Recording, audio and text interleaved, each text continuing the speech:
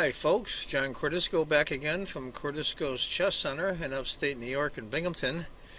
Um, Over the weekend of the St. Patty's Day weekend, I played in a tournament in Sturbridge, Massachusetts, the Eastern Class Championship. I'm in the Class C, which is the 1400 to 1600 rated players.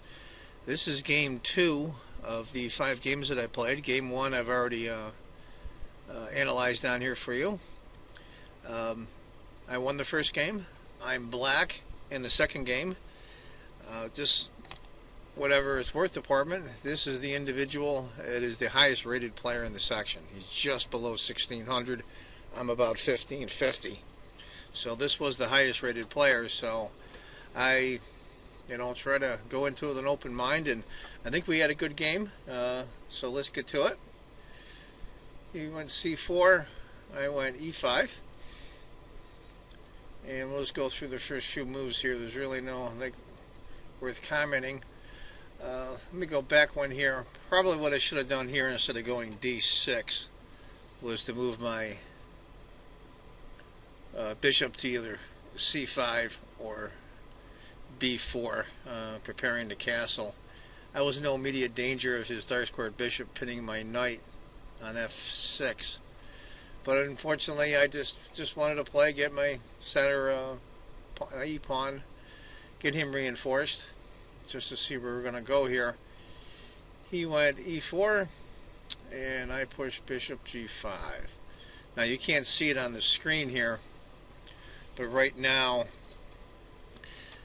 white has a tiny, when I say tiny, I mean very tiny advantage, 0.03, which is the same as even. So we are in move 5, being black, and I'm almost even. So I'm doing okay. I went knight to d4. Now, what I was thinking was just go for it right away.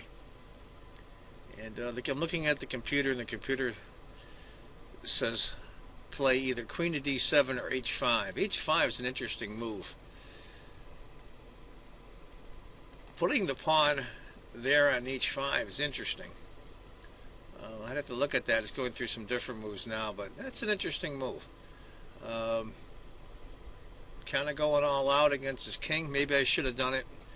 Sometimes when you're against a high-rated player and you just hold back, and that's the way it is. And I figured I'd pin his knight. We exchanged a few pieces. What I didn't look at, was he went queen to a4 check. Not that big of a deal. I mean, he doesn't lose anything. Just was a little surprised. I moved queen up. I probably should have pushed my pawn here to c6. It guards the d5 square. Also, we wouldn't have exchanged queens. What happened was he exchanged queens, and king takes. Now I'm looking at the score. This is a tiny advantage for white. He played knight takes, I played pawn takes. He played knight to e2, which I thought was interesting. I thought for sure he would go knight to here to b5, attacking my pawn. But he probably would have chased his knight away from here, so I guess that was as good a square as any. Right now, I feel pretty comfortable. The queens are off the board. I'm probably not going to castle. I'm probably not going to need to now the queens are gone. And I played bishop takes, he played king takes. Now we're both not going to be able to castle now. So we're in move 11. It's a pretty even game. I'm against the highest rated player, and it's going along okay. It's made a couple of minor mistakes, but nothing major. I moved rook to e1 right away. I wanted to pin his e-pawn against his king. Now, of course, the threat now is knight takes pawn to win a pawn directly. He moved his d-pawn up, and I moved my c-pawn to c5, just reinforcing my center. This is probably a major mistake of mine. He went bishop to g5. Now,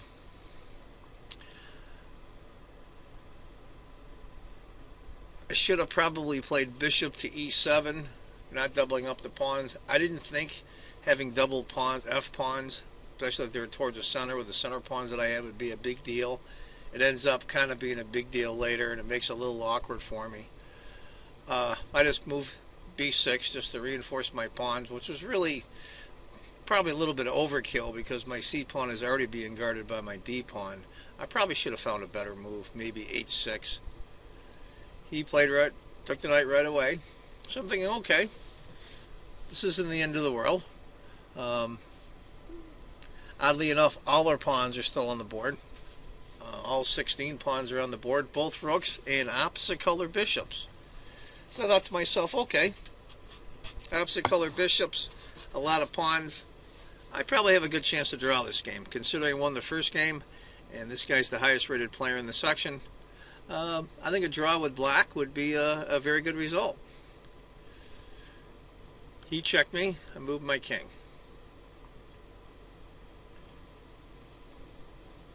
He went A3. And it's funny, I'm looking at the computer now, and the next few moves you won't be able to see it. Sometimes I show the computer moves on video, and sometimes I don't. It keeps calling for H5, H5, H5, which is interesting. Probably a good move. It stops his pawns from advancing. I've got to find a way to guard the F5 square, but I really can't. So my pawns are kind of backward there. Now, if my pawn, if I had not doubled my pawns, I could have went G6 and F5. I could have went G6 with my pawn here, and then my F pawn I could have put here and broke up his center. But unfortunately for me, I have double pawns here, and the F5 square is being guarded by his pawn and his bishop. I don't have a light colored bishop. There's no way I can advance that pawn, so it kind of hems me down a little bit. In retrospect, I was thinking at the time, even if you took my knight and I doubled my F pawns, that I would put some rooks on a G file, maybe have a kingside attack. That was kind of my thinking at the time. Maybe I should have gave it a little bit more thought, but hindsight's 20/20. I moved bishop to G7 just to connect my rooks. He went B4, and I went A6. He brought his other rook from the king side to the queen side on the B file. And I went rook to E5. Now, I want you to remember we play in a 2-day tournament here. This is a Saturday and Sunday. It's normally a 3-day tournament where they play 1 game Friday night, 2 games Saturday, 2 games Sunday. Being you're in a 2-day, you have to put 3 games in on Saturday. So game 1 and game 2, this is game 2, is what they call game 75. That means each side has 75 minutes. Normally in the tournaments such as this, you would have 40 moves in 2 hours, and then once you pass 40 moves, you get another hour, but it's sudden death. That's the time you get. And also there's a 5-second delay. So we're playing under game 75, which is quite a bit less. It's almost 50 minutes less per side. So the moves come a little faster, maybe not as accurate, but we're both doing the best we can. Right now the score, according to the computer, is he's up about a half a pawn. And at this level, that's about even. And I was feeling pretty good here. It was still a pretty good game. And he moved bishop. And I doubled up on the E file. Of course, the threat now is that bishop, or the rook takes the bishop on F5, and of course you can't take back because the pawn will put his king in check. So he immediately moves his king. So I'm thinking, okay, it's not the end of the world. I can maneuver my rooks around. Most of my blockading pawns are on dark squares. And I moved H5.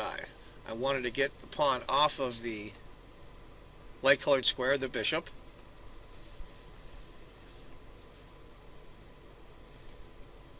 He immediately went after my rook. No worries. Just go to E7. And he went A4. He wants to open up this queen side very badly. And frankly, I don't blame him. My king is over there. My dark squared bishop is basically stuck over there now because unfortunately I didn't have the foresight to see I would need it on the queen side, and my bishop is stuck on g7, can't either attack or defend with my king. I could probably get my rooks back in with like a couple of moves, but his rooks are all ready to go. And if you see his light squared bishop is really bearing down in these 3 squares here. I can't chase this bishop off because I doubled my f pawn. I have no g pawn and I have no e pawn to go after the bishop. So that bishop can sit there forever, and there's nothing I can do about it.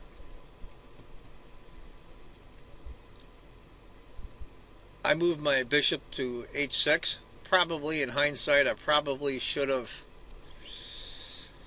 maybe went rook to b8 just to reinforce, which I should have done, as you'll see later. That was probably one of my losing moves when I played the bishop to h6. My reasoning at the time was what I was going to do was move my h pawn here, and if he took, of course, my bishop would take his f pawn. I could open up that side of the board. He's coming after me on the queen side. Your best thing to do is either make a center thrust or try to attack him to distract him. That was my original thinking. He went a5. Now, right now, you cannot see this, but the score is now he's up over a pawn. His score is starting to increase. At this point, I thought to myself, well, don't open up unless you have to. But I'm going to have to open it up somewhere where the pawns are here. My bishop's totally out of play. And for some reason, I don't know why, without thinking, I should have taken or gone rook to b8. I should have played c takes b, and the rook takes. It would have opened up everything, but I had more than enough protection. What I did was I went b5. It was a huge mistake. I'm thinking to myself, okay, he's going to play c takes b.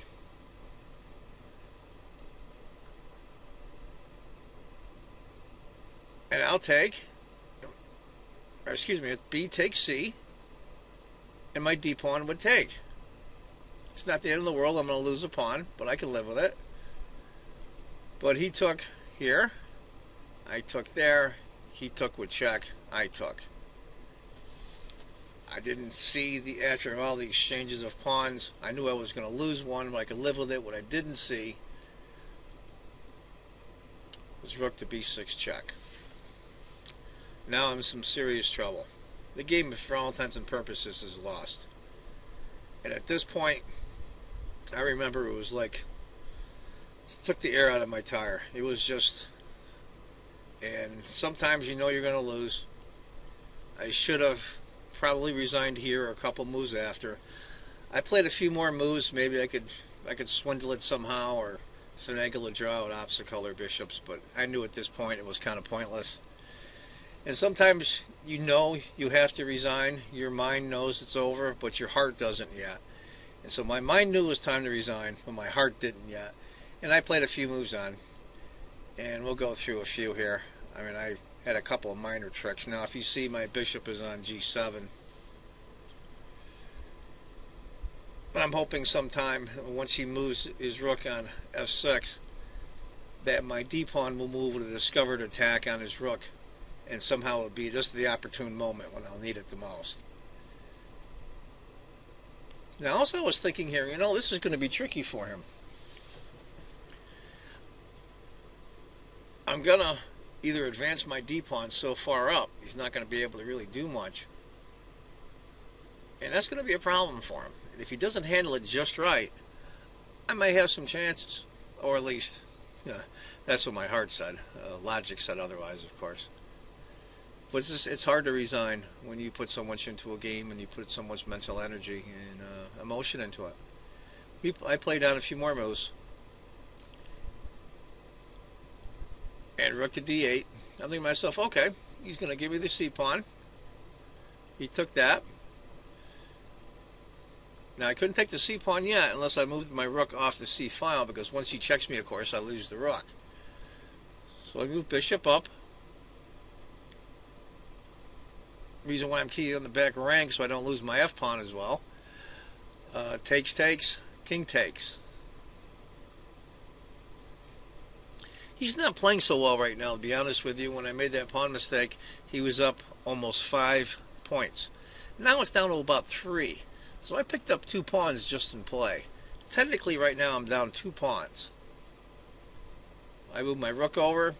I'm figuring, well, maybe I can somehow finagle some kind of drawn position with opposite color bishops. That was my hope. Of course, he moved bishop to b7, basically trapping my rook. So he ties up his rook and his bishop and his pawn to tie up my rook, which is a good option. I moved king up. He moved over. He gave me that pawn. He moved rook down. I'm thinking to myself, okay, just look at this now. Is it the end of the world for me? Now you're trying to find ways to draw. You're trying to not lose. I'm thinking I'll bring my king down. Even if he does force a trade of rooks, I'll bring my king down and it will stop the advance of the a-pawn. And hopefully my bishop can ward off or anything up until I can get the bishop to guard the queening pawn and the a-file and bring my king back in the action. That was my thinking.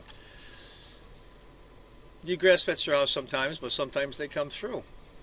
I was only a pawn down. If that was down much more material, of course, that would be a lot more sportsmanlike and would have resigned. But down a pawn, I think anything can happen, so I played on. Moved my king. He moved his rook. Now, of course, I moved my king to guard my rook. He took. I took. King up. Bishop there. King. Bishop. Now, I'm thinking to myself, this isn't so bad. It's not great, but it's not the end of the world either. Now I can bring my king over, who is a very powerful piece in the endgame. And you can't see it here, but the computer score gives it a plus 1.1. Now originally he was up 5 points. So that means I have drawing chances. And at this point I'm thinking to myself, well, maybe he wasn't so foolish to play on after all. He went bishop there. I went f6. He moved bishop over.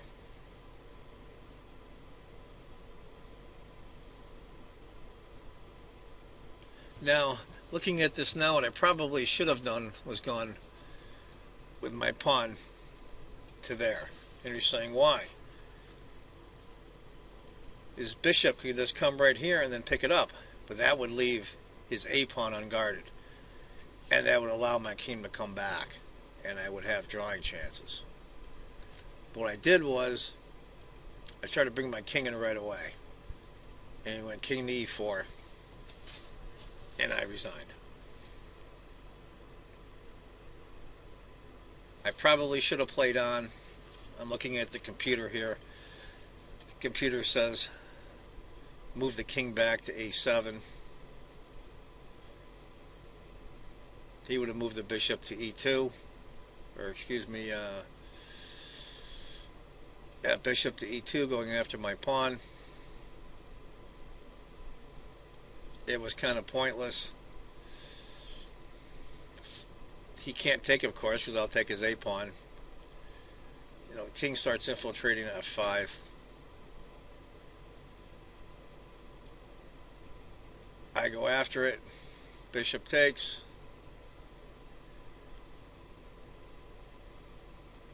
I guard that pawn. At this point, I'm 3 pawns down, and white has a decisive advantage according to the computer. I think at that point, I knew the game was lost. And to continue on would have been very insulting, and I think in part unsportsmanlike. So this is where I resigned. And I was I was a little heartbroken. The first game, wasn't a very exciting game. I thought this game was a lot better than the other game as far as chances on both sides. He was the highest rated player, so I didn't despair yet. And I collected my thoughts, went up to my hotel room, and managed to get something to eat. And I rested up a little bit. I think I had about 45 minutes to go to the next round, which was at night. And I said, next game I'll do better. My goal usually in tournaments such as this is to score 500, which would mean in this tournament with 5 rounds, I would score 2.5 points. I thought to myself, okay, there's 3 more games to go. You can get 3 or 4 points and show a very good showing, if not in the top 3 places. So I continued on. And I thought to myself, okay, let's continue.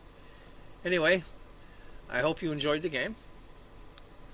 I want you all to remember, if you think chess is just a game, you're not playing it right.